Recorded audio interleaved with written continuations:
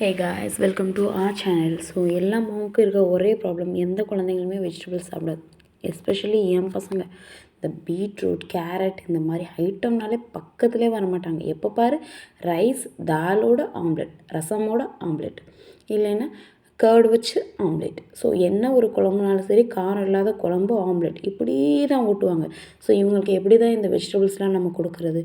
So பீட்ரூட்டை என்ன பண்ணிக்கிட்டேன், குட்டி குட்டியாக சாப் பண்ணிவிட்டு மிக்ஸர் ஜாரில் போட்டு நல்லா கிரைண்ட் பண்ணி எடுத்துட்டேன். நல்லா சக்கையே இல்லாமல் சுத்தமாக கிரைண்ட் பண்ணி எடுத்துகிட்டு பல்போட அப்படியே தோசை மாவில் ஆட் பண்ணிட்டேன். நம்ம ரெகுலர் தோசை மாவு தாங்க, அரிசி, உளுந்து, வெந்தயம், பச்சரிசி எல்லாம் போட்டு ஆட்டி உப்பு போட்டு பொங்க வச்ச தோசை மாவு.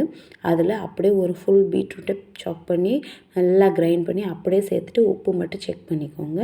உப்பு எப்போயுமே அது மாவில் கொஞ்சம் கம்மியாக இருக்கிறதுனால நான் கொஞ்சம் சேர்த்துட்டு தோசைக்கல் நல்லா சூடாக்கிட்டு, எப்போவுமே எங்கள் வீட்டில் தோசை கல் தாங்க. நானும் கொஞ்சம் இயர்ஸ் வரைக்கும் நான்ஸ்டிக்லாம் யூஸ் பண்ணேன். ஸோ இப்போ வந்து எப்போவுமே எங்கள் வீட்டில் தோசை கல் தான்.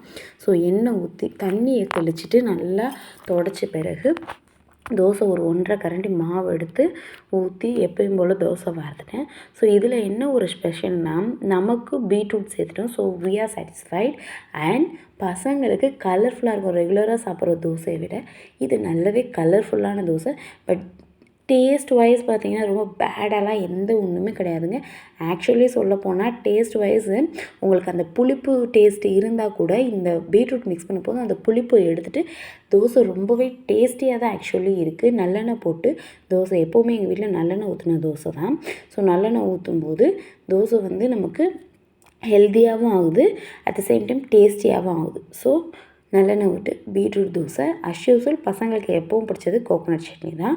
ஸோ ஃபஸ்ட்டு ஒரு தோசையை ஊற்றி நான் பெரியவன்ட்ட கொடுத்துட்டு அடுத்து ஃபடாஃபட் அடுத்தடுத்து தோசை ஊற்ற ஆரம்பிச்சிட்டேன். கண்டினியூஸாக ஃபுல் தோசையும் சுட்டு எடுத்து வச்சாச்சு.